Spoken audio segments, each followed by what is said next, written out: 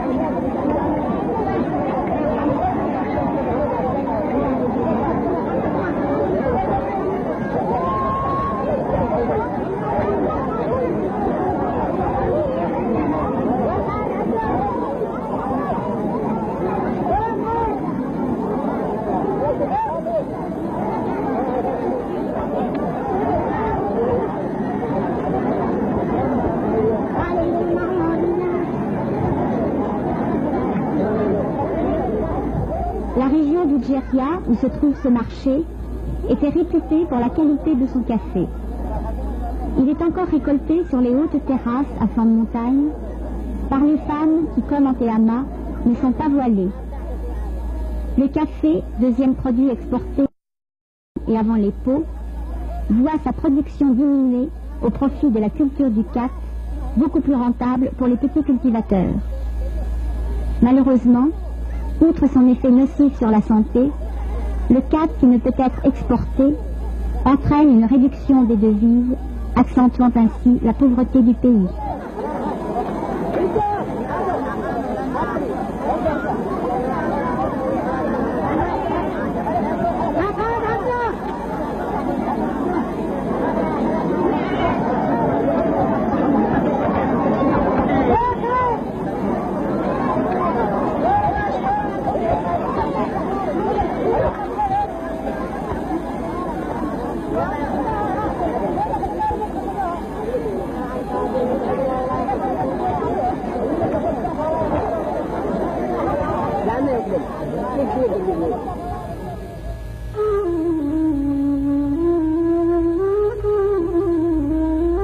Un poète arabe a dit « Connaître, c'est se souvenir ».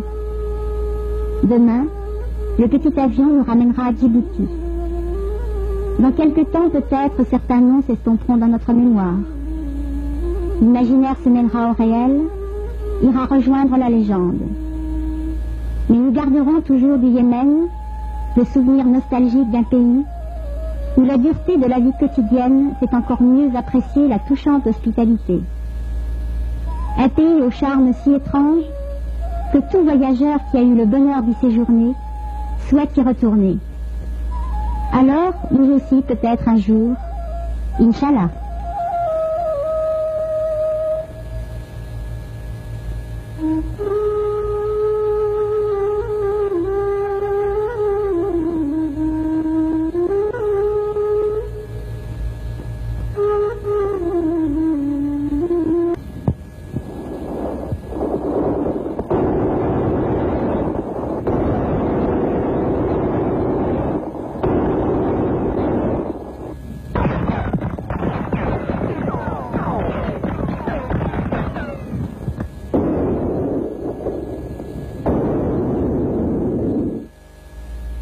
Les armes se taisent. La guerre se termine par un compromis en avril 1970. Le roi est exilé et son emblème est remplacé par le drapeau tricolore de la jeune République. Le pays va s'ouvrir peu à peu au monde extérieur.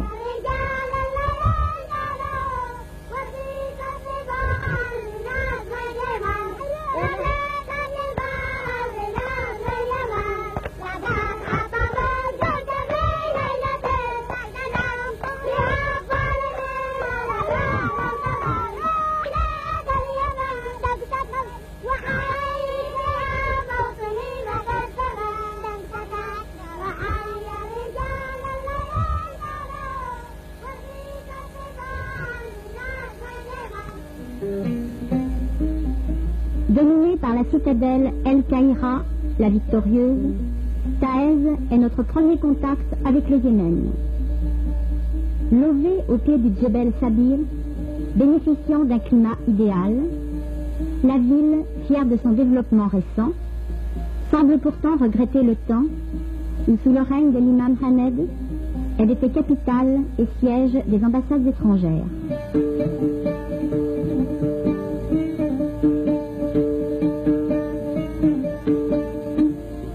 القصمال الذهب مولى البلال مخضر مولى البلال مخضر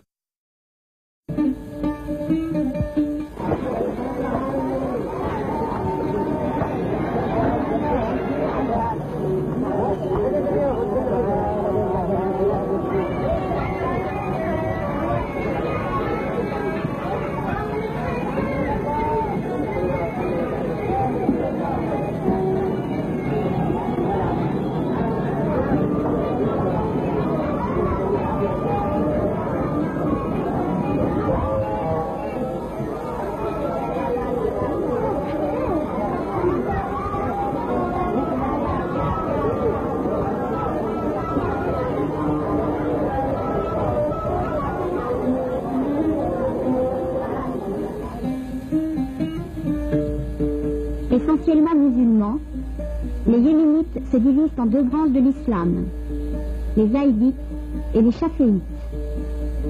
Pour les Zaïdites, implantés dans les montagnes et plateaux du Nord, l'imam représentait à la fois le chef politique et l'autorité religieuse comme descendant direct d'Ali, gendre du prophète. Par contre, son pouvoir religieux n'était pas reconnu par les Chaféites, qui sont répartis le long de la mer Rouge et dans le sud du pays jusqu'à Taïz.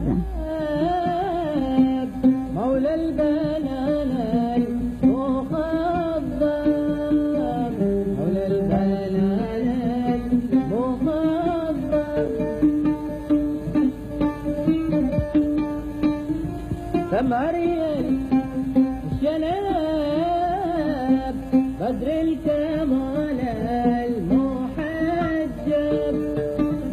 بدر الكمال المحجب بدر الكمال المحجب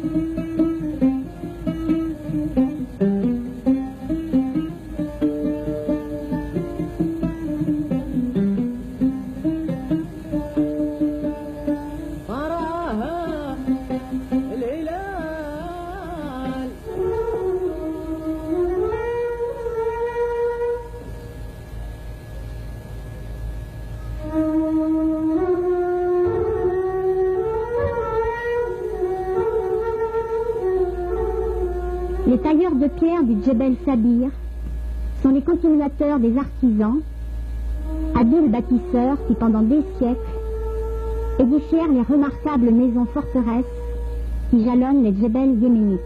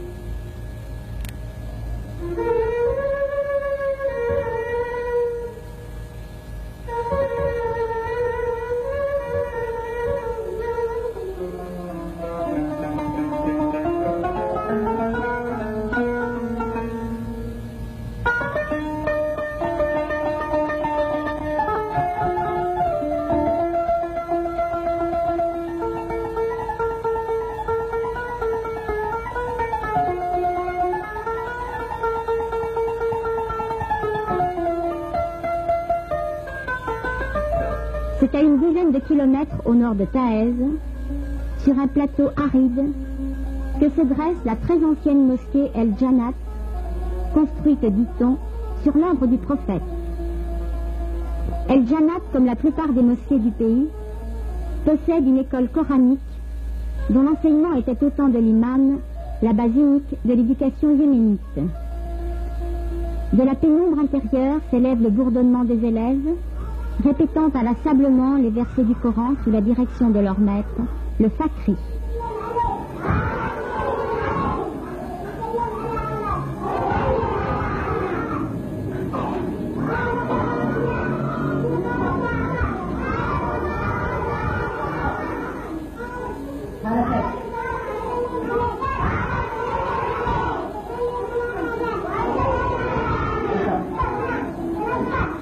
لا